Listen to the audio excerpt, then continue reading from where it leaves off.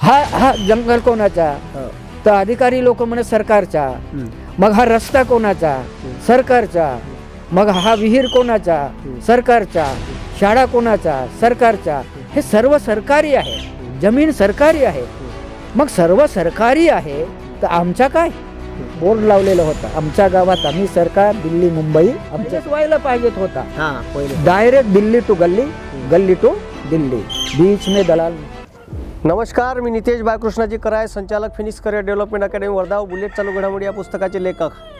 आज आपण एका खास गावात आलेलो आहे. भारतभर गाजलेलं गाव.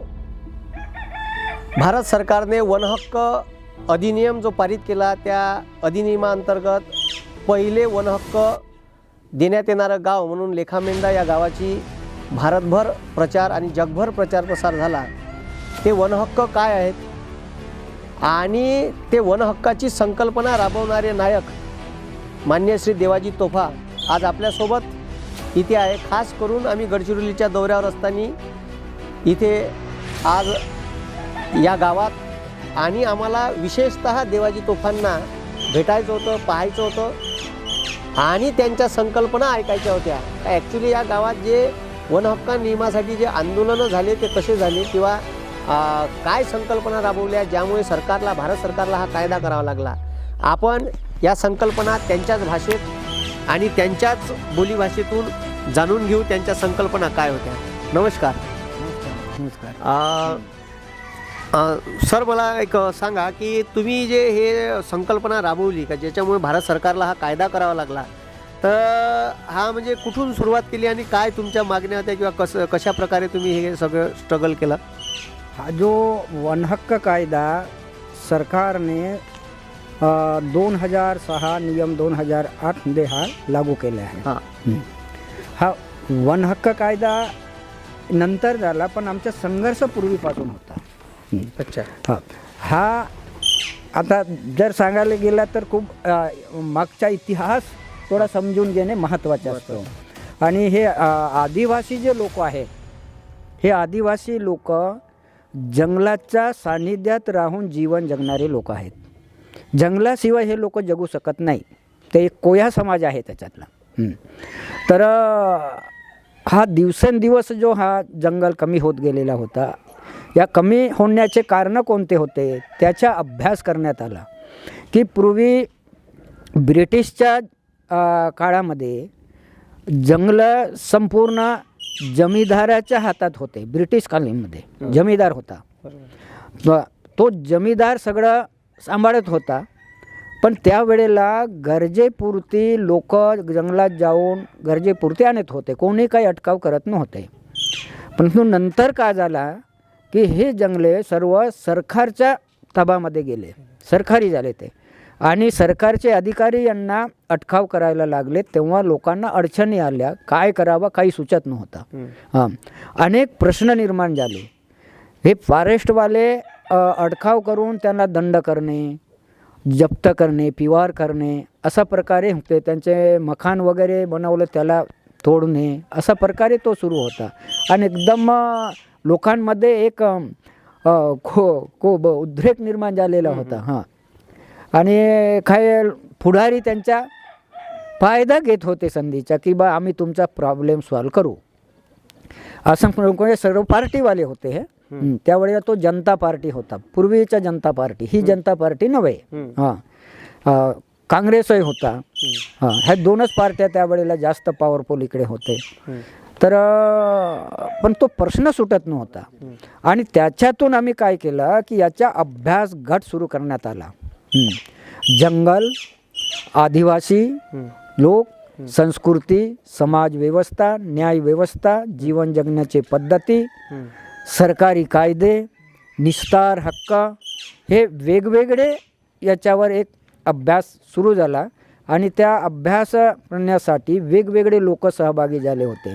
जसं की एक मोहन हिराबाई हिरालाल म्हणून आहे, वृक्षमित्र संस्थेचे संयोजक आहेत. आणि डॉक्टर सतीश गोगुलवार आहेत, ते आम्ही आमच्या आरोग्यासाठी संस्थेचे आहेत, कुरखेडा.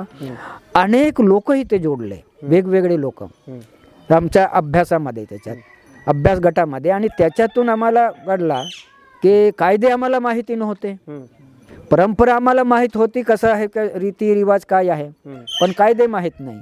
बाकीचे लोकांना कायदे माहीत होते, पण आमच्या आदिवासींच्या संस्कृती रीती रिवाज काय आहे हे माहीत नव्हतं. या दोघांच्या मध्ये असा जोड झाला आणि त्याच्यातून एकमेकांपासून शिकण्याची एक पद्धत सुरू झाली, रास्त सुरू झाला. आणि नुसतं अभ्यास म्हणजे अभ्यास नाही, आणि गावात पण महिला पुरुष युवक निरक्षर असला तरी काही फरक पडत नाही, काही फरक पडत नाही. की विचार करण्यासाठी लोक चांगले असतात. प्रश्न निर्माण झाला तर लोक एकत्र येतात, विचार करतात. आणि हे जंगले काही लोक मनाचे आदिवासी क्षेत्रातील आदिवासी लोकांचे आहेत. हां, आणि काही लोकांनी काय म्हणायचा की निस्तार हक्क हा 1955-56 मध्ये हा लागू झाला. आणि 1922-23 मध्ये हे सेटलमेंट झालेलं आहे. त्यावेळेला या गडचिरोली जिल्ह्यातील जे फॉरेस्ट होता, हां, तर ते संपूर्ण याच्यातला ग्राम वन होता तो. आता याच्यामध्ये गडबड होतो या नावामध्ये. ग्राम वन होता तर वन विभागाचे अधिकारी काही लोक की वन ग्राम म्हणायचे. पहा, ग्राम वन आणि वन ग्राम, पण अर्थ काय कोणाला समजून सांगता येईना. ग्राम वन म्हणजे काय, वन ग्राम म्हणजे काय हे सांगताच येत नव्हतं. त्याच्यामध्ये आम्ही एक मुला किंवा खोलवर जाऊन स्पष्ट करून सांगा. हां, दुसरा की मराठी इंग्लिश हिंदी असते, पण तुम्ही सोप्या भाषेत मराठी आणि गोंडी भाषामध्ये ते समजून आलं पाहिजे लोकांना, असंच बोलायचं. हां, अशा प्रकारे आम्ही केला आणि त्याच्या आम्ही समजून घ्या. तुम्ही लांब लांब बोलण्यापेक्षा शॉर्टकट बोला, पण मुद्देसहित बोला. हां, असा झाला तो झाला की फॉरेस्टवाल्यांना सुद्धा तो वनग्राम आणि ग्रामवन माहीत नव्हता. आत्तापर्यंत वन हक्क लागू झाला तरी त्यांना काही लोकांना समजलं नाही. हां, त्याचा मोठा इतिहास आहे, आम्ही लिहिलो नाही. हां, आणि आमचं असंच असते की अभ्यास करायचा, अभ्यास केला, ग्रामसभेमध्ये सर्वसहमती, एकही माणूस विरोध असायला नको, एकही माणूस विरोध असायला नको, सर्वसहमतीने. आणि सर्वसहमतीने निर्णय घेतल्यानंतर मग जमिनीवर कृती कार्यक्रम, कृतीशिवाय नाही, कृती करायचा. कृती झाल्यानंतर त्याचा रिझल्ट काय लागते, त्याचा परिणाम काय होतो. हां, आणि त्याचा आम्ही हे केला की बा हा त्यानंतर की मग कृती काय काय आता कामातून, बोलण्यातून, कामातून असं असतं ना. बोलता तुम्ही बरोबर बोलत आहात की काहीतरी वेळ मारून बोलत आहात. हां, असं ते होतं की तुम्ही सगळे लोकांनी ऐकायचा. हां, हा विरोध नाही, कोणाला बोलताना दाबू नका आणि आपणही दबू नका, असा प्रकारे तो होता. आणि आम्हाला खूप भीती वाटायचा पहिला. हां, पण ते हळूहळू हळूहळू हळूहळू ते भीती निघून गेली. हां, बरं, मी काय म्हणतो सर, म्हणजे वन हक्क अधिनियम म्हणजे पारित होण्यासाठी तुम्ही काय प्रयत्न केले, म्हणजे कशा प्रकारे केले? याच्यामध्ये जो वन हक्क पारित होण्यासाठी हा सरकारनेच केलेला आहे. हां, आम्ही नाही केला, मेंढा गावाने. पण हा संघर्ष जो सुरू होता, हा प्रश्नातून तो निर्माण झाला. मागा हा जो लोकांना अडचणी येत होता ना, मेंढा गावातच नाही, संपूर्ण ठिकाणी देशभरचा हे प्रश्न होता. तर त्याच्यात आम्ही काही प्रश्न निर्माण केला, त्या प्रश्नातून उघडतो. हा जंगल कोणाचा, तर अधिकारी लोक म्हणे सरकारचा. मग हा रस्ता कोणाचा, सरकारचा. मग हा विहीर कोणाचा, सरकारचा.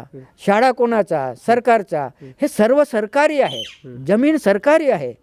मग सर्व सरकारी आहे तर आमचा काय, आमचा कुठलं, आम्ही कोण? मग प्रश्न निर्माण झाला की हा सरकार कुठून आला, सरकार कुठून आला. हां, सर्व सरकारी जर असाल, प्रत्येक अधिकारी तेच म्हणाले, हे जमीन सरकारी, जंगल सरकारी, पाणी सरकारी, लाईट सरकारी, रस्ता सरकारी, सब सरकारी, का आम्ही का भिकारी, का मागत राहायचं.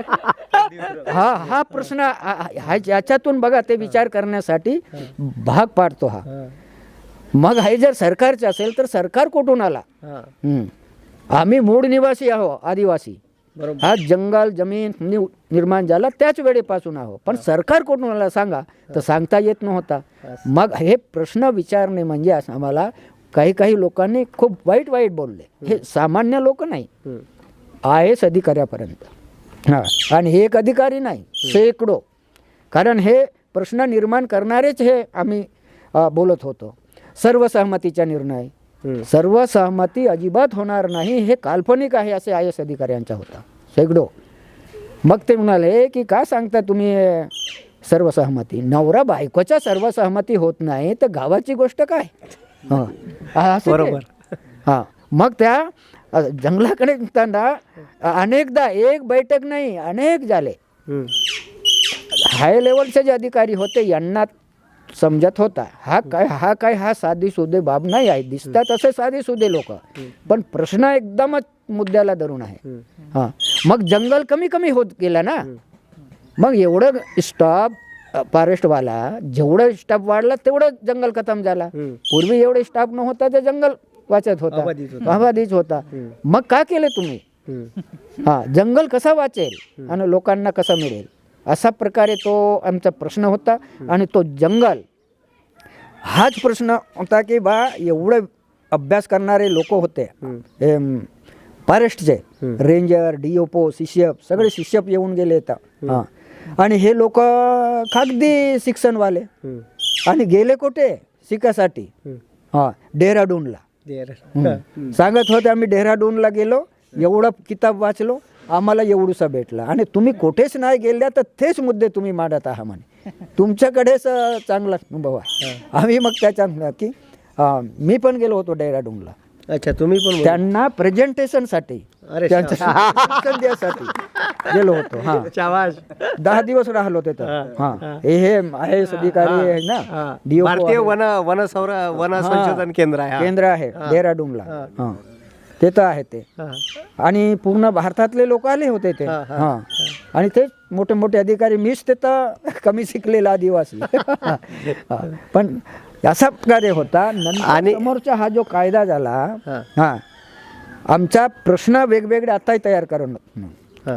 जसं की आपले प्रतिनिधी असो, अधिकारी असो, कोणी असो, कसा असावा आणि कसा नसावा. जर तुम्ही अधिकारी झाले, वनाचे अधिकारी आहात तर जंगलाबद्दलचा सर्व ज्ञान असणारा अधिकारी पाहिजे. नाही तर काही कामाचा नाही, तो नुकसान करेल. हां, त्यांच्याकडे प्रश्नच नाही. आम्ही प्रश्न विचारू, उत्तर देता येत नाही. हे वनस्पती ओळखत नाही, झाडं ओळखत नाही, प्राणी ओळखत नाही, मग कशाचे तुम्ही वन अधिकारी? हे जर नसेल तर कधीही तुम्ही या विभागामध्ये राहू नका. तुम्हाला जिकडे जमते तिकडे जा ना. हां, तुम्ही तर हे उपजीविकेचा प्रश्न सोडवण्यासाठी काहीतरी वेळ मारत आहात. हां, समाजाचा काय? बरोबर, अगदी बरोबर. हां, तर असं आम्ही रोकटोक बोलणारे. मग त्याचा कायदा जो हा झाला, हा समजा की हा कायदा कसा असावा, कसा जंगल वाचेल, लोकसहभाग कसे होतील, आणि त्याच्यातून लोकांना रोजगार कसा 12 महिने मिळेल, आणि पर्यावरणाचा रक्षण कसं होईल. हां, अशा प्रकारे आमचे मुद्दे होते. अच्छा. हां, आणि हा खूप लोकांनी येऊन अभ्यास करून गेले ना. आणि हा कायदा कसा आहे हे सगळ्यांनी समजून घ्यावा. हां, तर हा आता नंतरच्या काळामध्ये आम्हाला हळूहळू शिकायला मिळाला. तो एक घोषणा आहे ना आमचा, हे सरकारी जंगल आहे तर आम्ही कोण? मग तुमचा हे सरकार कुठे आहे हे शोधलो ना मी, की सरकार दिल्ली आणि मुंबई. हां, मग आमच्याकडे सरकार नाही. मग आम्ही त्याच्या काय केला की दिल्ली मुंबई आमचं सरकार, आमच्या गावात आम्हीच सरकार, जल जंगल जमीन गाव समाजाचा अधिकार. हां, असा प्रकारे तो घोषवाक्य झाला. मग त्याचा प्रश्न निर्माण झाले, मग तुम्ही कसे सरकार म्हणून? हां, आम्ही सरकार नाही, आमच्या गावात आम्ही सरकार, तुम्ही कसे? आणि दिल्ली मुंबई सरकार कसे? त्याला आम्ही अभ्यास केला ना. जे प्रतिनिधी आम्ही निवडून देतो दिल्ली मुंबईचा कारभार सांभाळण्यासाठी, आमदार आणि खासदार, हां, ते निवडून देतो, ते सांभाळतील ना. ते तर आम्ही जाऊ शकत नाही सगळे लोक. आणि आमच्या गावात आम्हीच सरकार म्हणजे आमच्या गावात टोला मोहल्ल्यामध्ये ग्रामसभा बसून महिला पुरुष एकत्र बसून सर्वसहमतीने निर्णय घेऊन ते आम्ही आराखडा तयार करू, सर्वे करू, आराखडा तयार करू, अंमलबजावणी आम्हीच करू. फक्त आमच्या सरकारने मदत आम्हाला करावा. आम्हाला कुठे मदत लागेल, टेक्निकल मदत आहे, कुठे कुठे इस्टिमेट बनवायचे आहेत, ते तर सरकारने मदत करायच्या, एवढंच आमचं आहे. तर खूप लोक इथे विरोधक बोलले, भरपूर लोकांनी बोलले, हां भरपूर बोलले, पण ते काही चुकले नाही. हे एक शास्त्रीय पद्धतीचे आहे. हां ते अभ्यासच केले नव्हते ते. ह्या अभ्यास केल्यानंतर की त्यांना उत्तर नाही त्याच्याकडे. तुम्ही कोण, म्हणजे आय एस अधिकारी यासारखा आम्हाला प्रश्न विचारला. FM वाल्यापैकी भरपूर लोकांनी प्रश्न विचारले. तर त्यावेळेला असं झाला की त्यांना की हा जो आमच्या गावात आम्हीच सरकार, दिल्ली मुंबई आमचं सरकार, हा 2 वाक्यामध्ये समजून घ्या. तो मोठाही होतो आणि लहानही होतो. एका चांगल्या अधिकाऱ्यांनी प्रश्न विचारला की हे तुमच्या देशद्रोहाचे वाक्य आहेत. अरे हे आमच्या गावात आम्हीच सरकार. तो आमच्या गावात आम्हीच सरकार त्याला काही लक्षातच आला नाही. बोलणारे लोक खूप बोलतात ना, पण अभ्यास केले नव्हते. मग तो आमच्या गावात आम्हीच सरकार म्हणजे हे हे वाक्य आहे. तुम्ही सरकारचे एकदम विरोधक बोलता, सरकारपासून एक अलग आहे, अलग राज्य निर्माण करण्याचा तुम्ही काम करता. आमच्या गावात आम्हीच सरकार म्हणून. आम्ही ऐकायचा, पहिलं काम आपल्याच्या ऐकण्याचं काम. समोरचा माणूस का बोलत आहे बोलू द्या, त्यांना जेवढं बोलायचं आहे तेवढं बोलू द्या.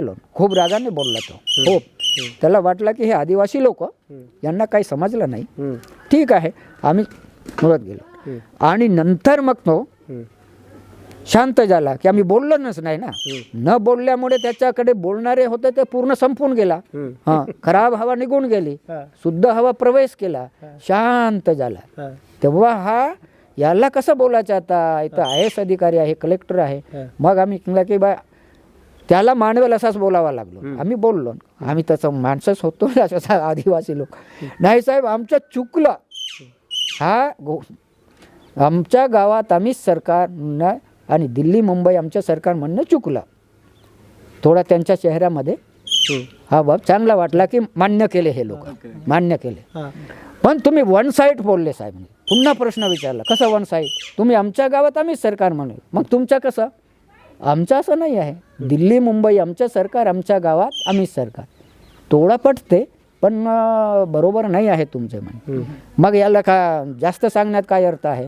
मग साहेब आमच्या गावात आम्हीच, तो रेटला ना, आता त्याच्याच शब्दाने जावं लागेल. आमच्या गावात आम्ही म्हणजे आमच्या गाव आम्ही, तालुका आम्ही, जिल्हा आम्ही, राज्य आम्ही, देश आम्ही आणि पूर्ण जग आम्ही. सुटला का अमेरिका, पाकिस्तान, ऑस्ट्रेलिया, कसं कसं आम्ही ते असं आहे का. मग कसं आहे, तुम्ही ते एकदम जगाकडे पोहोचवले म्हणे. हा, विश्वामध्ये आम्ही आहो, विश्व आमच्यामध्ये आहे, जगामध्ये आम्ही आहो, जग आमच्यामध्ये आहे. मग त्याला बोलावा लागला की भारतीय संविधानाच्या वरच्या वाक्य वाचा बरं, आम्ही भारताचे लोक काय कमी आणि कोठे कमी, का शिकले याच्यात. या एकच वाक्यामध्ये सर्व समजलं पाहिजे भारतीय संविधान. बरोबर. आम्ही, मी नाही, सर्व आपण मी मध्ये अटकलो. धर्म अटकला, जात अटकली, सरकारही अटकला. मी पहा एका शब्दामध्ये. मग त्यालाच पटला. असं आहे का, मग काय करणार. आम्ही सांगणार नाही, आम्ही सरकार गावात आहे, प्रतिनिधी येत आलेला. मग येतो आला आणि त्यांनी कामही करून दिला.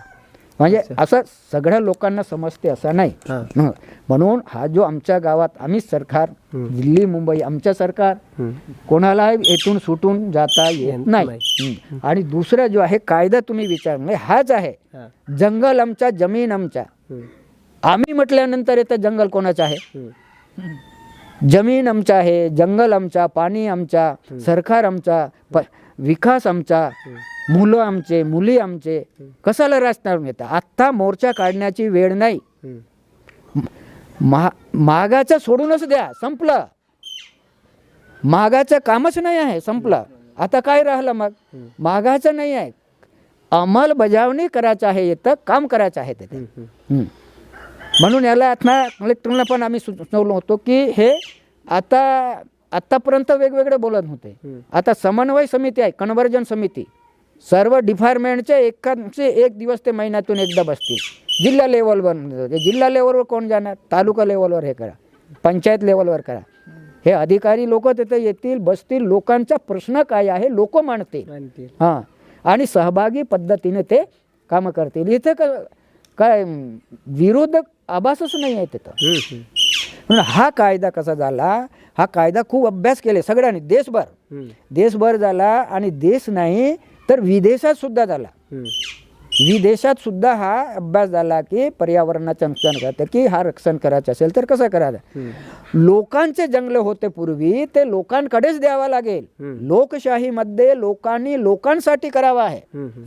आता हे तर पुढारी करत आहे. मला एक सांगा, आता या कायद्यातून आपल्या ग्रामसभेला वनसंपदेवर अधिकार मिळाले, म्हणजे बांबू तोडाचे आहे, तर हे तुमच्या सभेच्या संमतीनं होते का, म्हणजे सर्व की कसं?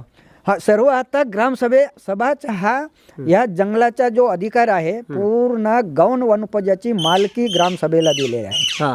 भारत सरकारचा आहे कायदा, हा कायदा आहे भारत सरकारचा आहे, का महाराष्ट्र सरकारचा कायदा नाही आहे. अच्छा, आणि याच्यातून आपल्या समजा ग्रामपंचायतीला किती उत्पन्न होते वार्षिक तरी?